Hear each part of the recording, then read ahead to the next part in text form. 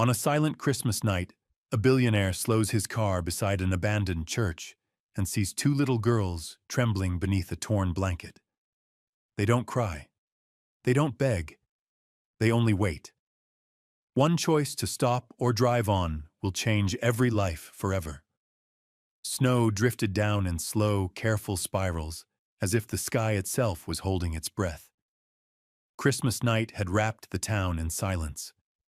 In front of the abandoned stone church beneath a cracked wooden cross bleached pale by years of weather, two small girls sat pressed together on the frozen steps. They were wrapped in one thin, torn blanket, its edges frayed, its fabric worn, almost transparent by time. They did not cry. They did not call out. They simply shivered. The older one, Zelda, 6 years old, sat with her back straight despite the cold. Her arms were locked tightly around her sister, pulling the blanket up as high as it would go. Her eyes stayed fixed on the empty street, watching each passing snowflake as if counting time itself. Beside her, Kara, also 6, leaned into Zelda's chest. Her fingers trembled, clutching the fabric like it might disappear if she let go. Every breath she took came out in a faint white cloud that vanished almost instantly. Inside the church, the windows were dark. No candles, no hymns, no bells. The building stood silent, forgotten, just like the children on its steps. Across the street, a black luxury sedan slowed. Behind the wheel sat Ethan Cross, 41, billionaire, alone. The heater hummed softly, filling the car with warmth that felt almost intrusive. He had been driving without thinking, letting the road carry him anywhere but home. Then his headlights caught something that did not belong to the night. Two shapes, too small, too still. Ethan's foot eased off the gas. His heart tightened, not with fear, but with recognition. Somewhere deep inside him, a voice whispered, "This night is about to change." Ethan brought the car to a full stop. The engine idled, the headlights washing over the church steps in pale gold. Snow glittered in the air like broken glass. From this distance, the girls looked almost unreal, like figures from a forgotten nativity scene left behind after Christmas had moved on. He stayed where he was, not because he didn't care, but because he didn't want to do the wrong thing. Through the windshield, he watched as Zelda subtly shifted, pulling the blanket tighter around Kara. It was a small movement, practiced, protective, the kind that came from repetition, not panic. Kara's head rested against Zelda's shoulder. Her eyes were half closed, but she wasn't asleep. She flinched slightly when the wind pushed harder, her fingers curling into Zelda's sleeve. Still, neither girl looked toward the car. They weren't asking for help. They weren't expecting it. That realization hit Ethan harder than the cold ever could. He had seen desperation before, on balance sheets, in courtrooms, in people who wanted something from him. But this was different. This was quiet need, the kind that had learned not to make noise because noise didn't bring anyone back. Ethan opened the door and stepped out. The cold cut through his coat instantly. Snow crunched beneath his shoes as he took one slow step forward, then another. He stopped several feet away, keeping his hands visible, his posture relaxed. "Hey," he said gently, his voice low enough not to break the night. "It's okay. I'm not here to scare you." Zelda's head lifted, her eyes clear, steady, far too serious for a child met his. She did not move closer. She did not pull away. She simply watched him, measuring every word, every breath. Kara shifted, pressing her face into Zelda's chest. Ethan swallowed. For the first time in years, he felt something unfamiliar rising in his chest. Not power, not control, responsibility. Zelda was the one who spoke first. "We're fine," she said. Her voice was quiet, thin from the cold, but steady. It wasn't defiant. It was practiced like a line she'd learned by heart. Ethan didn't contradict her. "I believe you," he replied softly. "But it's really cold tonight, and it's Christmas." At the word Christmas, Kara stirred. Her fingers tightened around the blanket, and she peeked out just enough to see Ethan's face. Snow had settled on his dark hair, melting slowly along his collar. Ethan crouched down, lowering himself to their level, keeping a careful distance. "What are your names?" he asked. Zelda hesitated. Just a second too long. "I'm Zelda," she said at last. "This is Kara." Kara gave the smallest nod, then tucked herself back against Zelda as if confirming where she belonged. Ethan noticed the blanket, then really noticed it. The way it barely covered them. The way Zelda kept adjusting it, sacrificing her own warmth to shield her sister. Without a word, he stood and walked back to his car. Zelda stiffened instantly. "Wait," she said. Ethan turned. "I'm not leaving," he assured her. "I promise." He opened the trunk and pulled out a thick spare blanket still neatly folded. When he returned, he didn't hand it directly to them. He placed it gently on the step beside them and took a step back. Zelda studied it, then him. Slowly, carefully, she reached for the blanket and spread it over both of them. Kara let out a tiny sound, half sigh, half relief, as warmth settled around her shoulders. Zelda looked up again. "You can stay," she said. It wasn't gratitude. It wasn't trust. It was permission. And Ethan understood in that moment that everything from here on would begin with that single fragile choice. The new blanket changed everything and nothing at all. Kara let out a soft breath, the kind that slips out before a person even realizes they've been holding it. Her shoulders relaxed just slightly as warmth wrapped around her small frame. Zelda felt it immediately. She adjusted the blanket again, instinctively, pulling more of it over her sister than herself. Ethan noticed. He stayed exactly where he was.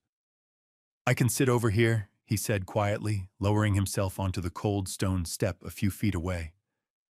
"I won't come closer unless you ask." Zelda studied him again.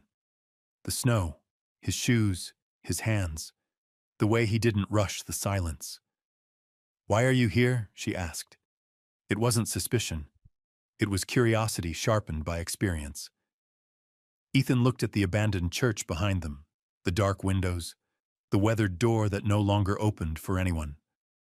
"I was driving," he said honestly. "I didn't have anywhere important to be."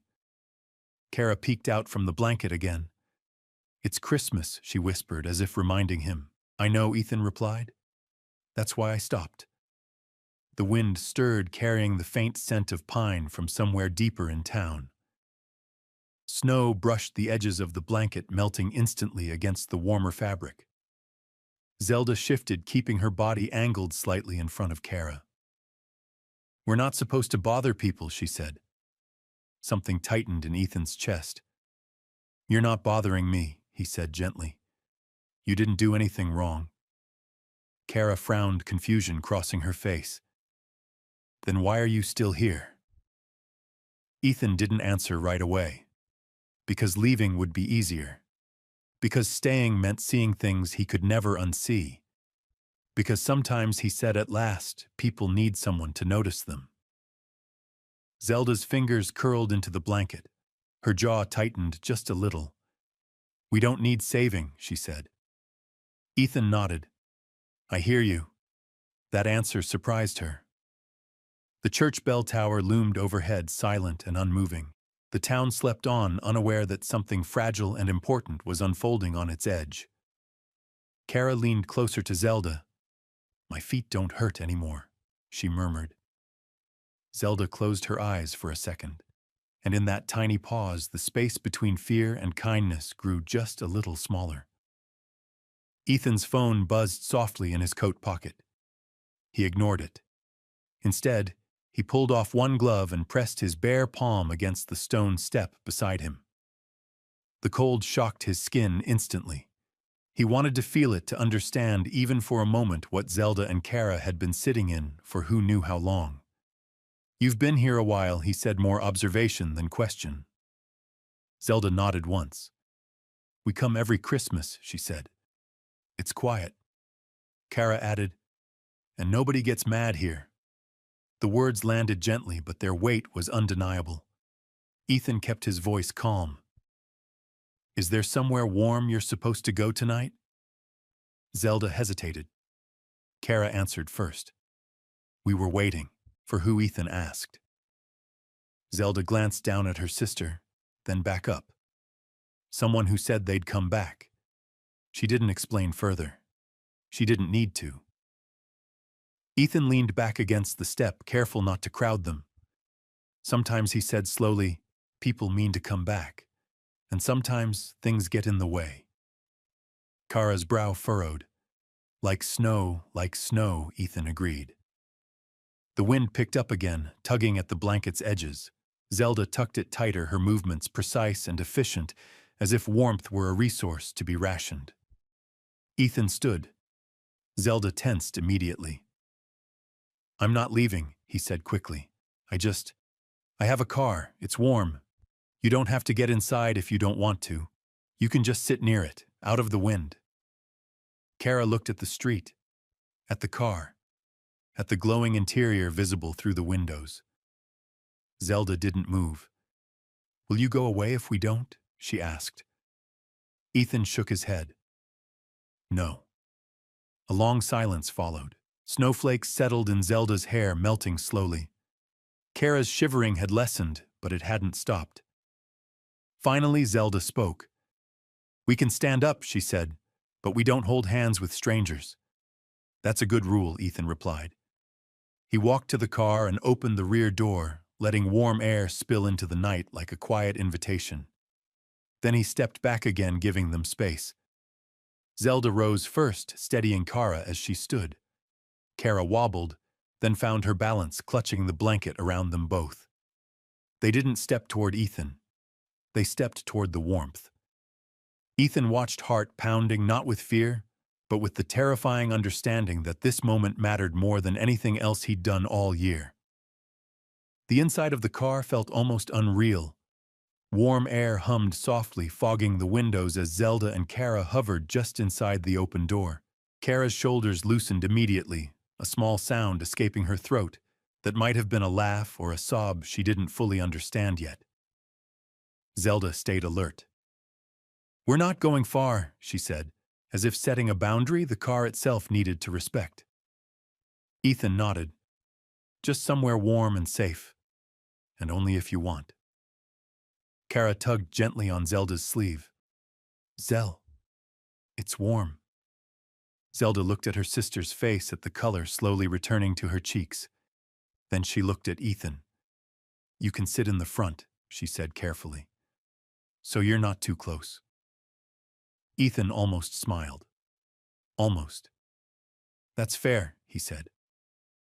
Once they were settled in the back seat, wrapped tightly in both blankets, Ethan closed the door and walked around to the driver's side. He didn't start the car right away. He waited. Zelda watched him through the glass. You're not driving yet, she said. I wanted to make sure you're okay, Ethan replied. Kara pressed her forehead to the window. It feels like a snow globe, she whispered. Zelda's grip on the blanket loosened just slightly. After a moment, Ethan started the engine and turned the car so the headlights no longer shone directly on the church. The stone steps faded into shadow. Zelda twisted around to look back. The abandoned church stood the same as before, silent, empty, unchanged. But she was no longer sitting in front of it. Ethan spoke gently. There's a community center a few blocks from here. It's open tonight. Lights. People. Hot drinks. Kara smiled faintly. Hot drinks. Zelda took a breath. We can go, she said. But just for a little while. Ethan nodded. As long as you need. Kara yawned, her head tipping against Zelda's shoulder. Zelda didn't push her away this time. Instead, she looked forward. Thank you, she said quietly. It wasn't trust. It wasn't relief. It was something braver. It was the sound of a child allowing an adult to stay. And Ethan understood then this wasn't about rescue. It was about showing up and proving one careful moment at a time that staying was possible. The community center glowed like a small miracle against the snow. Warm yellow light spilled from its windows, cutting through the dark street and settling softly on the falling flakes. Compared to the abandoned church, it looked alive, voices murmuring inside movement heat. Ethan parked and turned off the engine. "We're here," he said. "You don't have to stay long." Zelda didn't answer right away. She watched the building, reading it the way she read everything else, carefully alert for danger that might not show itself right away. Kara leaned forward between the seats. "It smells like cookies," she said. Ethan smiled, surprised. "You're not wrong." Inside, the air was thick with warmth. A small Christmas tree stood in the corner, its lights uneven handmade ornaments dangling from bent branches. Folding tables lined the walls, holding cups of cocoa paper plates and stacks of donated blankets. A woman looked up from behind the counter. Her name was Grace Holloway. She wore a wool sweater and a tired smile, the kind that came from long nights and steady patience. "Oh, hi," she said gently, noticing the girls immediately. "Come in. You're safe here." Zelda's shoulders eased just a fraction. Grace crouched down to their level, keeping her hands folded in her lap. "I'm Grace. You don't have to talk if you don't want to." Kara nodded. Zelda didn't, but she didn't pull away. Ethan stayed nearby, close enough to be seen, far enough not to overwhelm. Grace handed Kara a cup of cocoa first. Kara accepted it with both hands, eyes wide, steam curling up toward her face. She took a careful sip and smiled. "It's warm," she whispered. Zelda watched closely. When Grace offered her a cup too, Zelda hesitated, then took it. Around them, the room hummed quietly. Soft carols played from an old speaker. Someone laughed near the doorway. No one stared. No one asked hard questions. Grace glanced at Ethan. "You did the right thing bringing them here." Ethan nodded. "I just didn't want them to be cold." Grace's eyes softened. Sometimes that's how care begins. Kara leaned against Zelda Coco, balanced carefully in her lap. Zelda allowed it.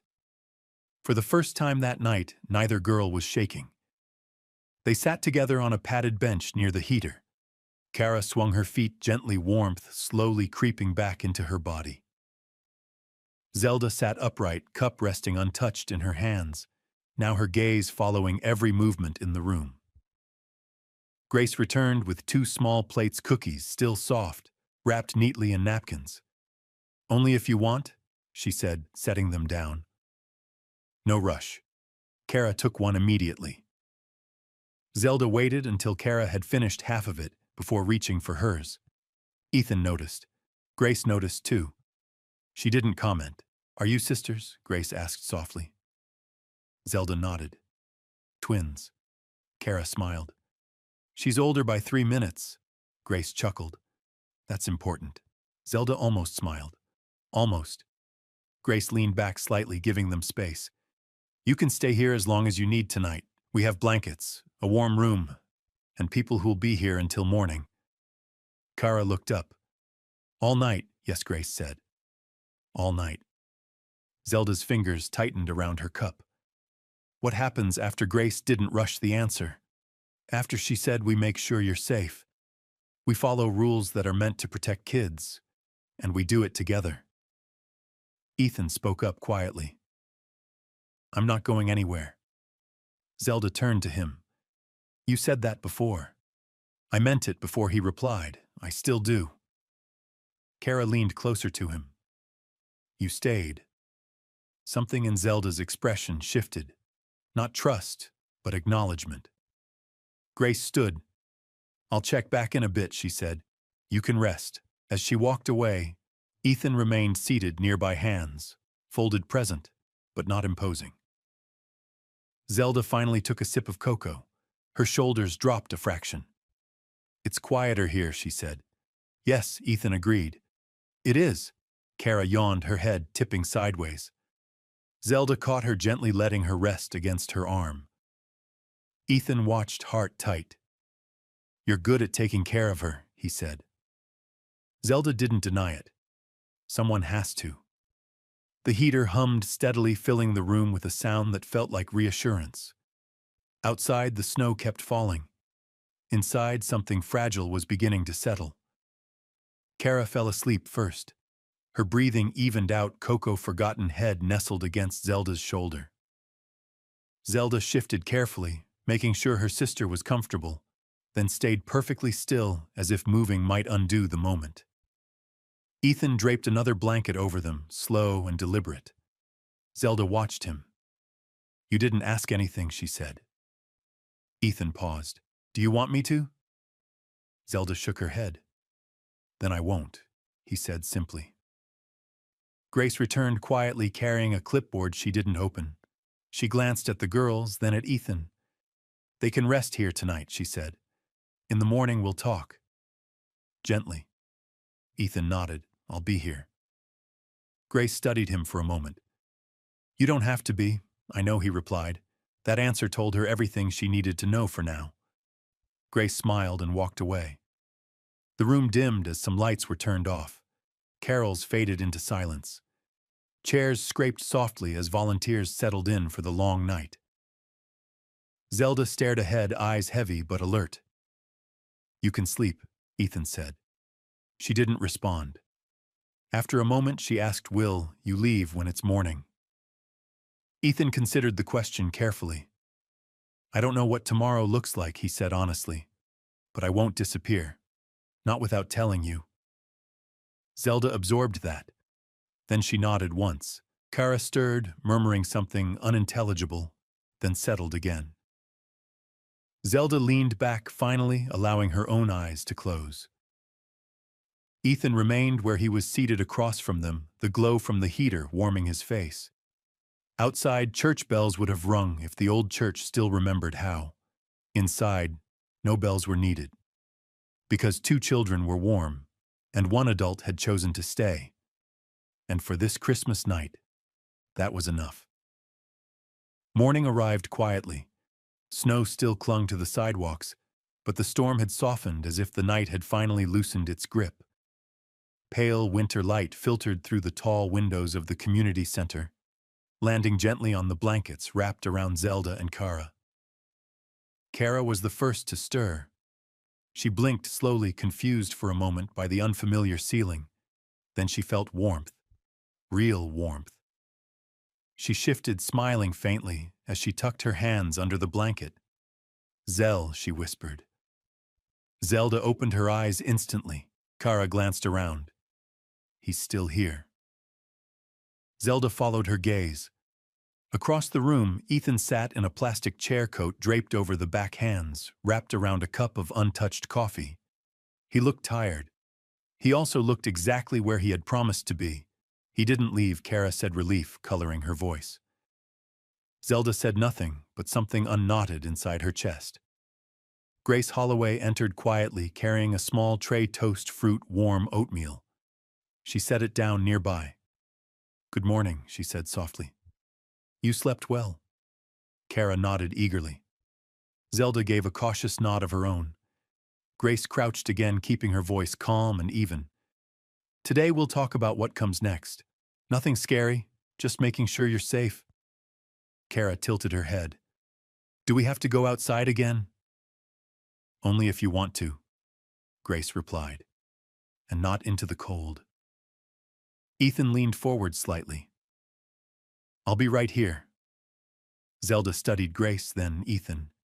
"You talk slow," she said to Grace. "That helps."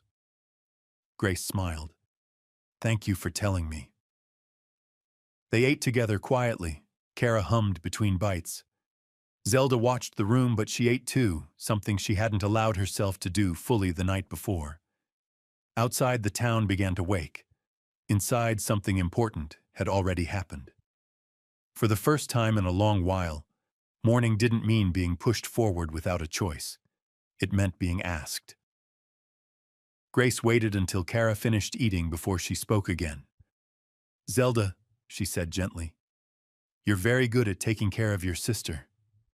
Zelda stiffened slightly. "I have to," Grace nodded. "And you've done an amazing job. But it's okay to let adults help now." Zelda didn't answer. Ethan stayed silent, letting Grace lead. "We have rules," Grace continued. "They're there to protect kids, to make sure no one gets lost or forgotten." Kara frowned. "We don't want to be lost." "You won't be," Grace promised. Zelda glanced at Ethan. "Does that mean—" "We can't see him," Grace answered honestly. "It means we do things the right way. Slowly, safely." Ethan spoke up then. "I'm not trying to take control of anything. I just want to make sure they're okay." Grace met his eyes. "And that's exactly why you're here." She explained the next steps carefully: temporary shelter arrangements, warm clothes, meals, check-ins, no raised voices, no sudden decisions. Every sentence ended with reassurance. Kara leaned into Zelda, listening intently. Zelda asked, "Will we be together?" "Yes," Grace said immediately. "That's not even a question." Kara relaxed fully at that. Grace stood. "I'll make a few calls. You can stay right here." As she walked away, Zelda turned to Ethan. "You didn't lie." Ethan shook his head. "I said I'd stay." Kara smiled up at him. "You're good at staying." Something flickered across Ethan's face, gratitude mixed with something heavier.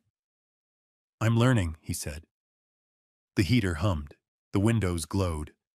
And outside, the abandoned church stood empty, but it no longer held the coldest place in the story. Later that afternoon, Grace returned with 2 small backpacks. Inside were folded clothes, soft sweaters, socks, and knitted hats. Nothing flashy. Just clean, warm, and theirs. "These are yours," she said. No rush to change. Kara reached in, immediately pulling out a red hat. "It's soft," Zelda touched the fabric cautiously. "We can keep them," Grace nodded. "Yes." Ethan watched Zelda carefully. "You don't have to decide anything today," he said. "Not about me, not about tomorrow." Zelda considered that. After a long moment, she said, "Can you stay while we change?" Ethan stood. "I'll wait right outside the door." That answer mattered. When they came back out, Kara was smiling openly now, twirling slightly in her new sweater. Zelda looked different too, still serious but lighter. Grace checked her watch. "We have a warm family shelter nearby, just for now." Kara looked at Ethan. "Will you come?" Ethan looked to Zelda. Zelda held his gaze. "You don't have to," she said. "I want to," he replied. Grace nodded. "That's okay. We'll all go together." As they stepped outside, the cold no longer felt sharp. The snow reflected sunlight, turning the street bright and almost cheerful. Zelda paused, looking back once more at the church. "It's still there," Kara said. "Yes," Zelda replied. "But we don't have to sit there anymore." Ethan locked the car and opened the door for them. Kara climbed in happily. Zelda hesitated, then followed. It wasn't rescue. It wasn't a miracle. It was something quieter, steadier, and far more real. It was the moment 2 children realized they had choices again. And one man understood that staying didn't mean taking over. It meant walking beside them wherever the road led next. The family shelter was nothing like Zelda had imagined. There were no locked doors, no shouting, no sharp smells or harsh lights. Instead, there was warmth that settled into the walls themselves. Soft lamps, worn couches, the quiet clatter of dishes being washed somewhere down the hall. Kara noticed it first. "It sounds like people," she whispered, as if afraid the noise might disappear if she spoke too loudly. Zelda nodded. People meant witnesses, and witnesses meant safety. Grace signed them in, calmly explaining each step before she took it. Names, ages, nothing invasive, nothing rushed. She let Zelda answer when she wanted to. She never corrected her, never spoke over her. Ethan stood nearby, hands clasped behind his back, deliberately not filling the silence. The room they were shown to was simple: 2 narrow beds with clean sheets, a small table, a window frosted at the edges. Zelda paused in the doorway, scanning every corner, every shadow. Kara bounced lightly on the mattress. it's soft. Zelda reached out, pressing her palm to the blanket. It was warm, heavy, the kind of weight that didn't demand anything in return. Grace lingered by the door. "I'll be close if you need me," she said. "You're not alone here." When she left, Zelda sat on the edge of the bed, hands folded in her lap. Kara climbed up beside her, swinging her legs. "You can sit," Kara told Ethan, pointing to the chair. Ethan hesitated. Then he sat. No one spoke for a while. Finally, Zelda asked, "Do people stay here long?" "Sometimes," Ethan said. "Sometimes just long enough." Kara leaned back, staring at the ceiling. "I like long enough." Zelda exhaled slowly. She had carried responsibility like armor for so long that warmth felt almost suspicious. But as Kara stretched out beside her, already drifting towards sleep, Zelda felt something unfamiliar press against her chest. Not fear, relief. Ethan noticed her shoulders relax just a little. "You did really well today," he said quietly. Zelda looked at him. "I didn't do anything. You let people help," he replied. "That's not nothing." She didn't answer, but she didn't disagree either. Outside the window, snow melted into thin silver lines along the glass. Winter hadn't disappeared, but it had loosened its grip. And inside that small room, 2 children were warm enough to rest. For the first time, the weight they felt wasn't the cold. It was safety. That night, Kara fell asleep quickly. Her breathing deepened, her hands unclenching as the blankets tucked her in completely. Zelda stayed awake longer, sitting upright, listening to the building settle around them, the soft creak of pipes, distant footsteps, muffled voices. Ethan remained seated nearby, reading nothing, watching everything. "You don't sleep much," Zelda said without looking at him. He smiled faintly. "Not lately," why she asked. He considered the question. "Because I didn't used to have a reason to." Zelda absorbed that quietly. After a moment, she asked, "Are you rich?" The question was blunt, childlike, unafraid. "Yes," Ethan said simply. "Does that make things easier?" "Some things," he replied, "but not the important ones." Zelda frowned. "Then why do people want it so much?" Ethan glanced at Kara, asleep and peaceful. "Because they think it will keep them from being alone." Zelda thought about that. "You stayed," she said, "so you're not alone now." Ethan felt the words land deeper than she intended. Grace checked in once more, her voice low. "Everything okay?" Zelda nodded. "He didn't leave." Grace smiled. "Good." When Grace left again, Zelda lay down beside Kara. She stared at the ceiling for a long time. "What happens if you stop staying?" she asked suddenly. Ethan leaned forward. "Then I'll tell you first." "That matters," Zelda said. Minutes passed. Then she whispered, "You don't have to come back tomorrow." "I know," Ethan replied. "But you will," she said, not as a question. Ethan didn't answer right away. "Yes," he said finally. "I will." Zelda closed her eyes, not because she trusted the world, but because she trusted the truth of the moment. Ethan stayed until her breathing slowed, then quietly stood and stepped into the hall. He leaned against the wall, pressing his hand to his chest. He hadn't planned on this.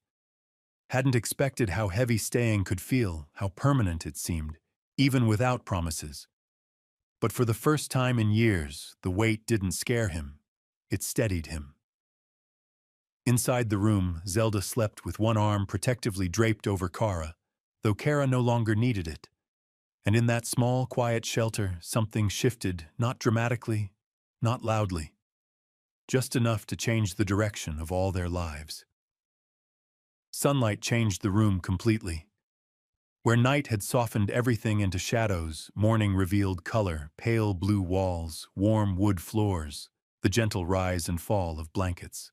Kara woke with a stretch and a smile blinking at the light. "It's still warm," she said happily.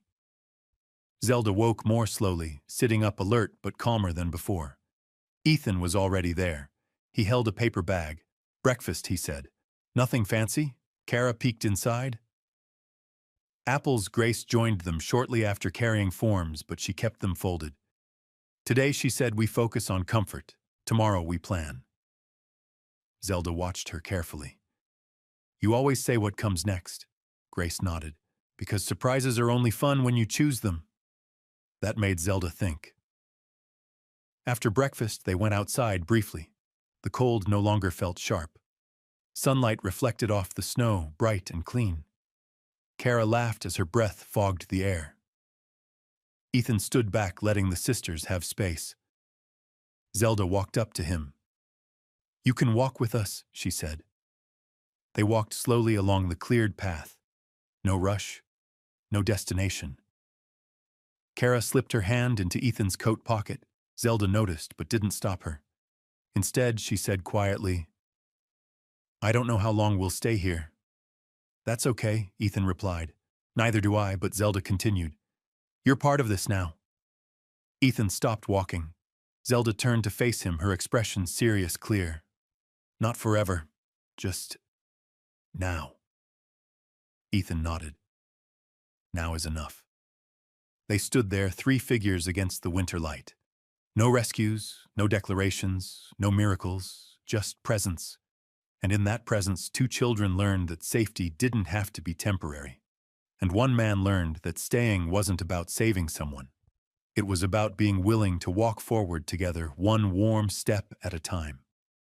The next 2 days unfolded with a rhythm no one had expected, but everyone needed. Morning routines formed gently. Breakfast at the shelter, warm clothes laid out the night before.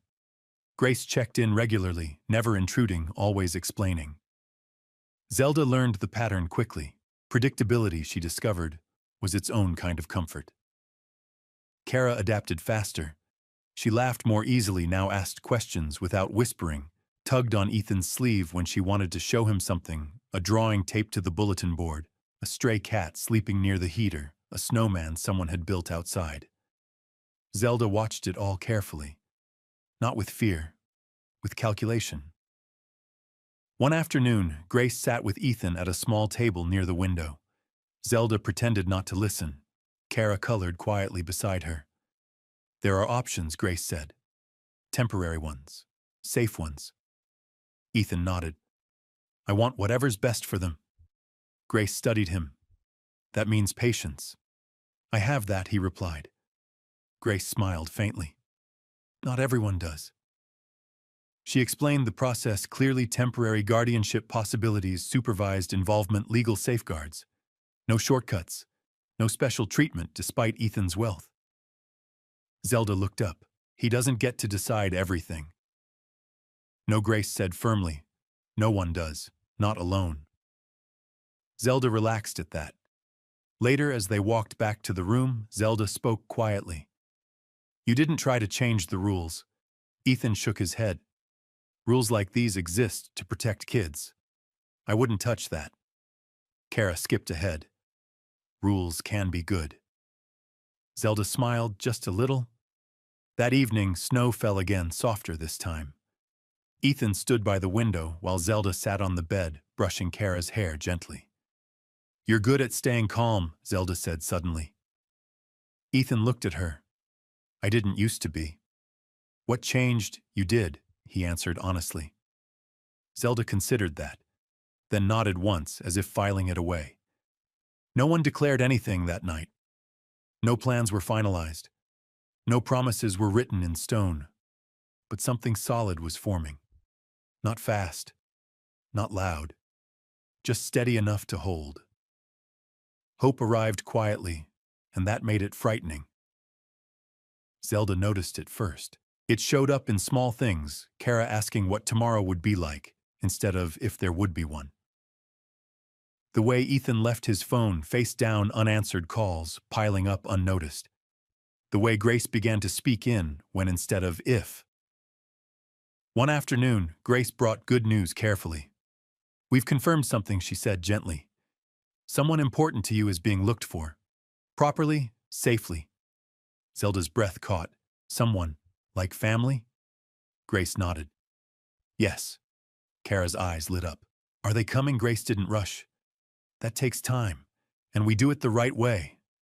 Kara smiled anyway. Zelda didn't. That night, Zelda sat awake long after Kara slept. She stared at the ceiling, thoughts circling. Ethan noticed. Want to talk? Zelda shook her head, then paused. Maybe. She sat up. What if things change? They will, Ethan said.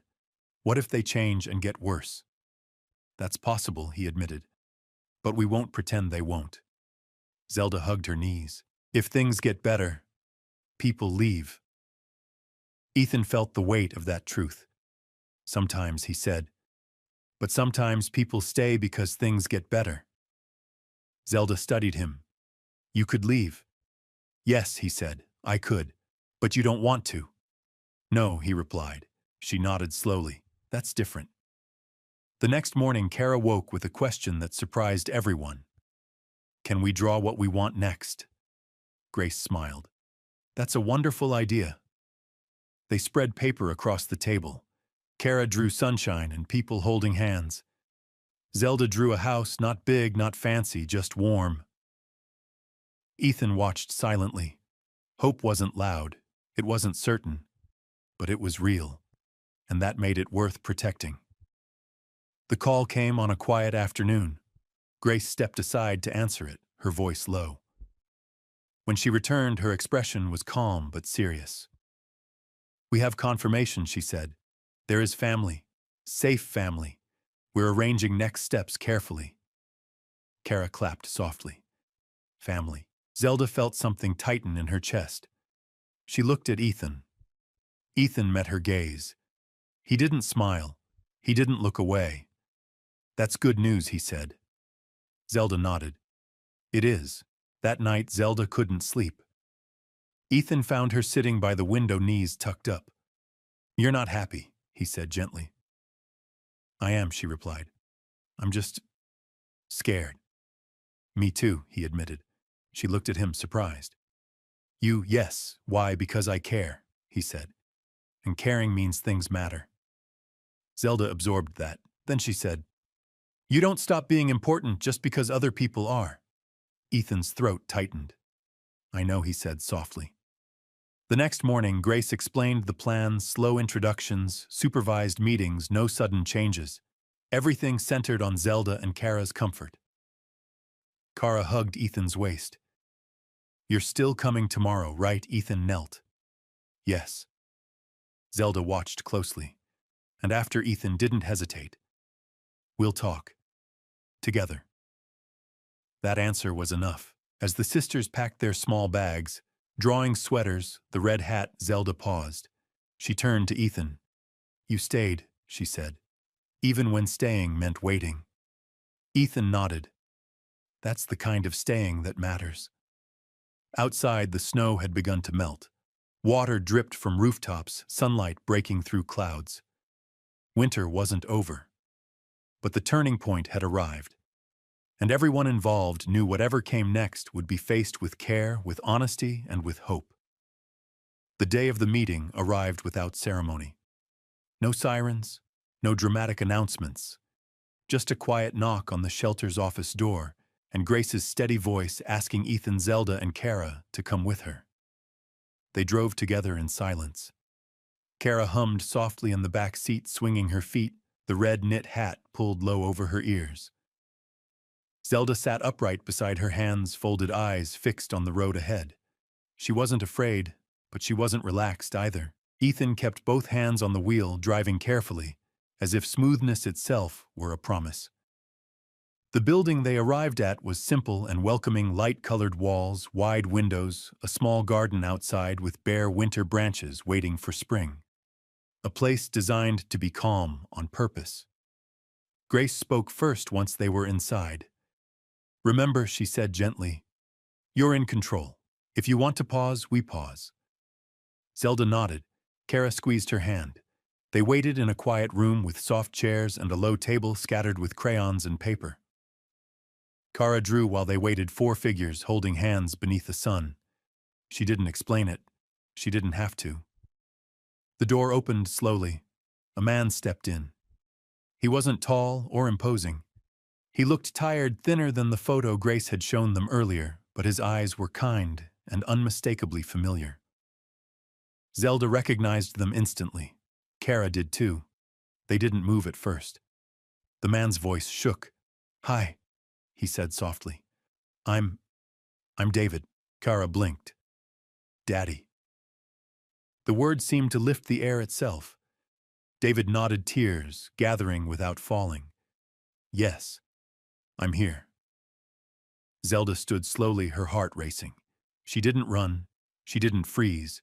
She walked measured, deliberate, until she was close enough to see the lines in his face, the way his hands trembled slightly. "You're real," she said. David knelt immediately, lowering himself to her level. "I'm real, and I'm so sorry I wasn't there when you needed me." Zelda searched his face for a long moment. Then Kara stepped forward and wrapped her arms around him. David held her carefully, as if afraid she might disappear. Zelda joined them, one hand gripping his sleeve. Ethan stood back, giving them space. Grace watched quietly, ready but unobtrusive. No one rushed the moment. No one tried to make it perfect. When they finally sat together, David listened more than he spoke. He didn't interrupt. He didn't defend the past. He let the girls talk about small things, about snow, about the shelter, about cocoa and warm blankets. Kara smiled openly. Zelda smiled once, small but real. David looked at Ethan then. "Thank you," he said simply, "for keeping them safe." Ethan nodded. They did most of that themselves. Zelda glanced at him. "You stayed," she said. David nodded. "I'm grateful you did." The meeting ended not with certainty, but with something better. Clarity. As they left, Zelda looked back once more. "We'll come again," she said. David smiled. "Whenever you're ready." Outside, the winter sun shone brighter than before. Nothing had been erased, but something important had been restored. Change didn't happen all at once. It unfolded slowly, the way trust always does. The days that followed were filled with small, careful steps.